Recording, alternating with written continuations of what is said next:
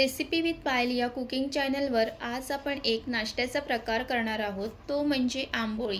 आंबोळी हा कोकणातील एक पारंपरिक पदार्थ आहे जो डाळ आणि तांदूळ याच्यापासून बनवला जातो। अगदी सोपी रेसिपी आहे आणि हे आंबोळे मऊ लुसलुशीत बनून तयार होते।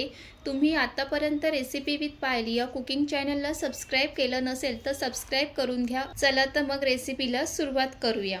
आंबोळी करण्यासाठी इथे तांदूळ, उडदाची डाळ हे पाण्यामध्ये 6-7 तासासाठी भिजत ठेवले होते आणि त्यामध्ये थोडंसं चणा डाळ सुद्धा टाकलेली आहे। तुम्ही ह्यामध्ये मेथी दाणे सुद्धा टाकू शकतात आणि थोडेसे पोहे सुद्धा टाकू शकतात।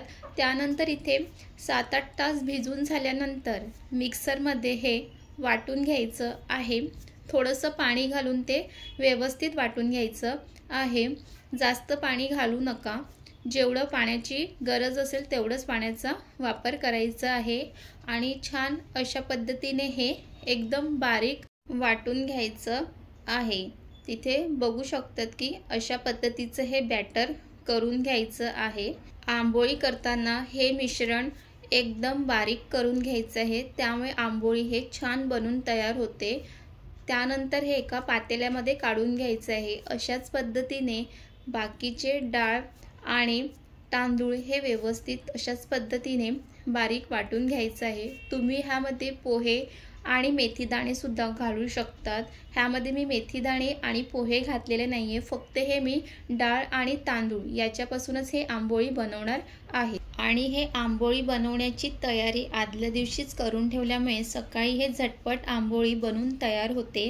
आणि हे आंबोळी बनवण्यासाठी आपल्या घरी असलेल्या साहित्यामध्ये हे आंबोळी बनवून तयार होते, त्यामुळे जास्त साहित्याची गरज सुद्धा लागत नाही। तर अशा पद्धतीचं हे मिश्रण बनवून तयार करून घ्यायचं आहे आणि हे मिश्रण झाकण झाकून एक 10-12 तासासाठी तसंच ठेवून द्यायचं आहे। आणि 10-12 तासानंतर हे पीठ छान आंबून तयार होते।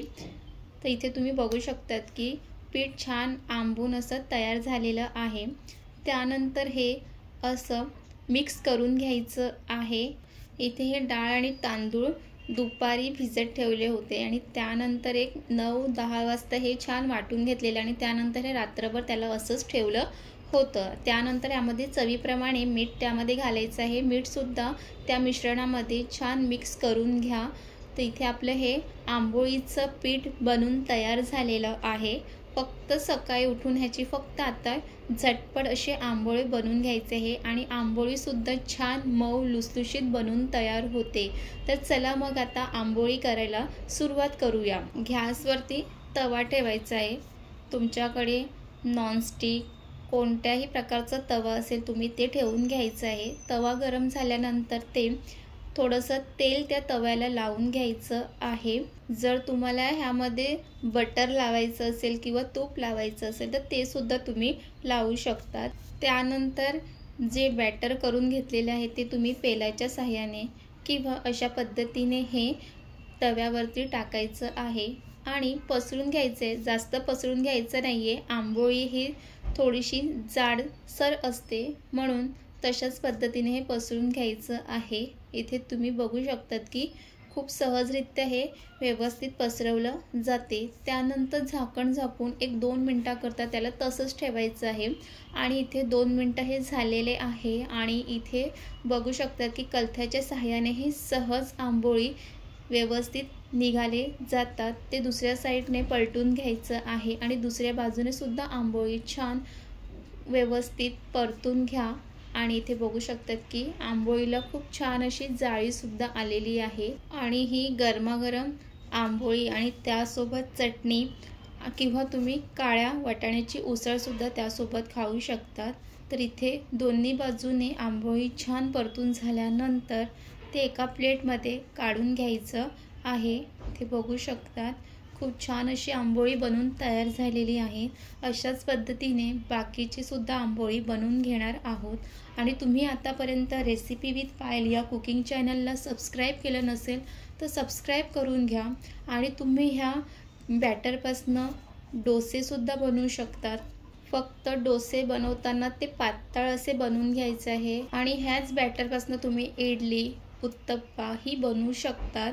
तर अशा एकाच बॅटरपासून आपण 3-4 प्रकारचे नाश्ते हे बनवू शकतात। तशाच पद्धतीने इथे बाकीचे सुद्धा असे जाडसर आंबोळी बनवून घ्यायचं आहे। आणि तुम्ही आंबोळी कशा पद्धतीने बनवतात हे सुद्धा नक्की कमेंट्समध्ये सांगा। आणि तुम्ही आंबोळी करताना ह्यामध्ये मेथी, पोहे हे सुद्धा घालतात का हे सुद्धा नक्की सांगा।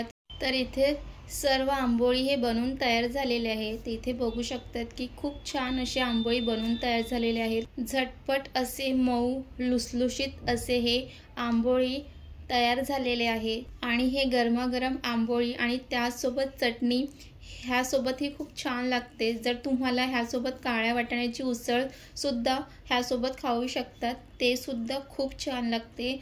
आणि तुम्हाला ही झटपट होणारी आंबोळीची रेसिपी कशी वाटली हे नक्की कमेंट्स करून सांगा। आणि रेसिपी आवडली असेल तर लाईक, शेअर, कमेंटसुद्धा करा। आणि रेसिपी विथ पायल या चॅनलला सबस्क्राईब करा।